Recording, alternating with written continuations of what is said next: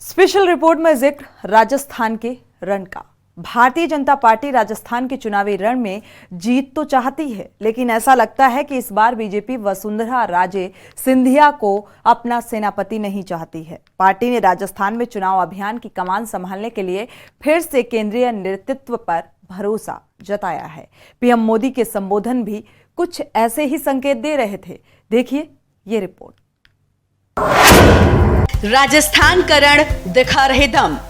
प्रधानमंत्री मोदी का कांग्रेस के साथ बीजेपी को बड़ा संदेश। कमल के फूल पर चुनाव की रणनीति।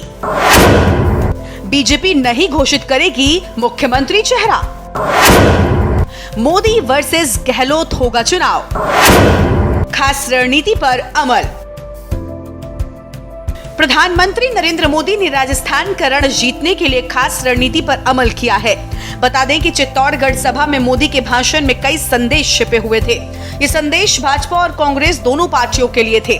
दरअसल भाषण के दौरान पीएम ने जिन बातों का जिक्र किया वो पीएम की चुनावी रणनीति का अहम हिस्सा मानी जा रही है। मसलन गहलोत सरकार की योजनाएं, मोदी मतलब गारंटी, मेरे परिवारजनों, चुनावों में एक ही चेहरा, कमल का फूल, ये कुछ ऐसे संकेत हैं जिनसे साफ है कि सूबे में मोदी वर्सेस गहलोत पर ही चुनाव केंद्रित रहने वाला है। बता दें कि कमल के फूल के जरिए पीएम ने भाजपा के दिग्गज नेताओं को संदेश दिया है कि किसी एक का चेहरा अहम नहीं होगा।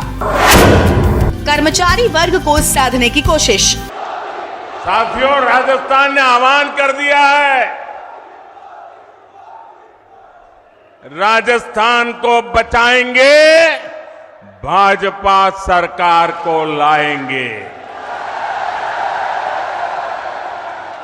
मेरे परिवारजनों, मेवाड़ की, राजस्थान की पहचान आतिथ्य सत्कार की है, लोक संगीत की है, लोक संस्कृति की है, शौर्य की है। यहां की एक एक विरासत पर गर्व करने की है। सावलिया की सभा में प्रधानमंत्री मोदी ने साफ कर दिया कि प्रदेश में बीजेपी सरकार आने के बाद भी गहलोत सरकार की जनहित की योजनाओं को बंद नहीं किया जाएगा। मोदी ने कहा कि मुख्यमंत्री अशोक गहलोत कहते हैं कि बीजेपी की सरकार आएगी तो उनकी योजनाओं को बंद कर देगी। मतलब साफ है कि गहलोत मान चुके हैं कि प्रदेश में बीजेपी की सरकार बनने जा रही है।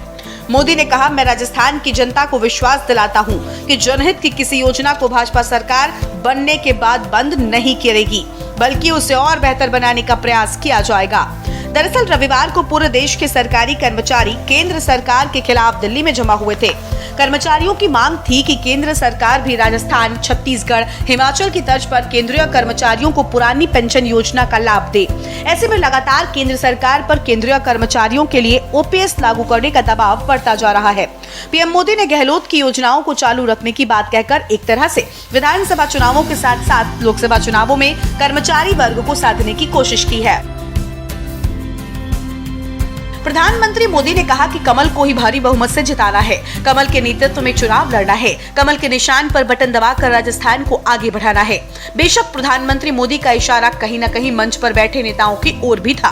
मोदी साफ कर देना चाहते हैं कि पार्टी से बड़ा कोई नेता नहीं है। हर नेता और कार्यकर्ता की पहचान कमल के फूल से ही है। मतलब जब तक पार्टी में है उसकी पहचान भी तब तक है। वहीं उन्होंने कार्यकर्ताओं को भी साफ संदेश दिया कि वो किसी भी गुट में न रहें, उन्हें गुटबाजी के चक्कर में नहीं पड़ना है। साथ ही ये भी साफ कर दिया कि चुनाव में बीजेपी का कोई चेहरा नहीं होगा, चेहरा सिर्फ कमल का फूल होगा।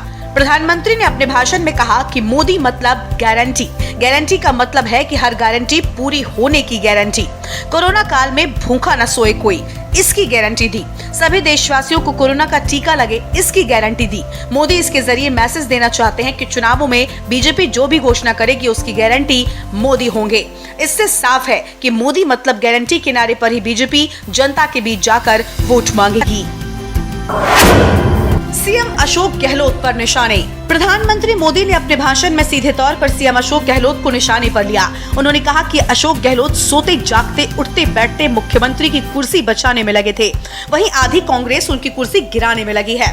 बता दें कि कांग्रेस के पास चुनावों में गहलोत का चेहरा है, भाजपा में अब तक कोई चेहरा घोषित नहीं किया गया। ऐसे में मोदी चुनावों में मोदी वर्सेस गहलोत का नैरेटिव सेट करना चाहते हैं। वहीं बीजेपी के वरिष्ठ नेता गुलाब चंद कटारिया के राज्यपाल बनने के बाद मेवाड़ में बीजेपी के लिए वैक्यूम क्रिएट हो गया था।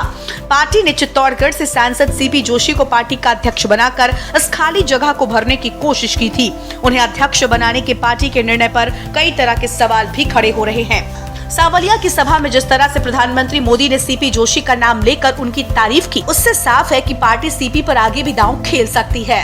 राज्य के 45 लाख से अधिक परिवारों तक पिछले 4 साल में नल से जल पहुंच चुका है।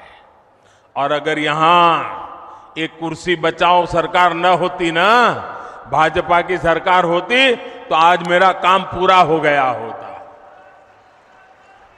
लेकिन मैं आपको गारंटी देता हूं, भाजपा सरकार बनते ही जिन घरों में अभी नल से जल नहीं पहुंचा है, वहां भी तेज गति से पहुंच जाएगा।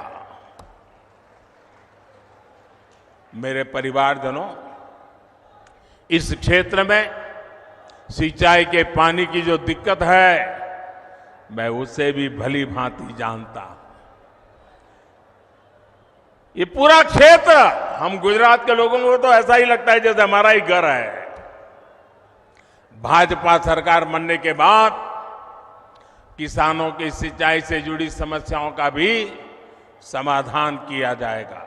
वहीं पीएम मोदी ने सीपी की तारीफ करके पूरे मेवाड़ को साधने की कोशिश की है। मोदी ने कहा कि सीपी जोशी संसद में पुरजोर तरीके से मेवाड़ की बात रखते हैं। मेवाड़ की आवाज पूरे राजस्थान की आवाज है।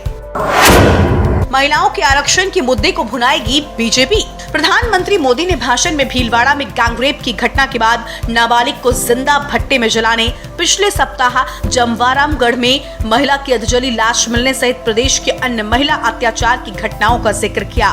उन्होंने कहा कि कांग्रेस सरकार ने बेटियों से अन्याय की परंपरा ही बना दी है। जिस तरह महिलाओं के प्रति अपराध की घटनाएं गिनाई, उससे संकेत साफ है कि बीजेपी इन चुनावों में महिला अत्याचार को बड़ा मुद्दा बनाएगी। पीएम मोदी ने जयपुर की सभा के बाद सावलिया की सभा में भी महिलाओं को आरक्षण देने के बीजेपी के फैसले की चर्चा की। उन्होंने कहा कि केंद्र सरकार ने बेटियों के लिए हर काम किया है। महिलाओं को संसद और विधानसभाओं में 33% आरक्षण देने का काम हमने किया। इस घमंडिया गठबंधन ने तो पिछली बार इस बिल के कागज भी अपने सहयोगियों से फड़वा दिए थे। इनकी मानसिकता क्या है, इसे आप अच्छे से समझते हो। मतलब साफ है, बीजेपी महिलाओं को आरक्षण देने के मुद्दे को चुनाव में पूरी तरीके से भुनाती हुई नजर आएगी। स्पेशल डेस्क, के न्यूज इंडिया।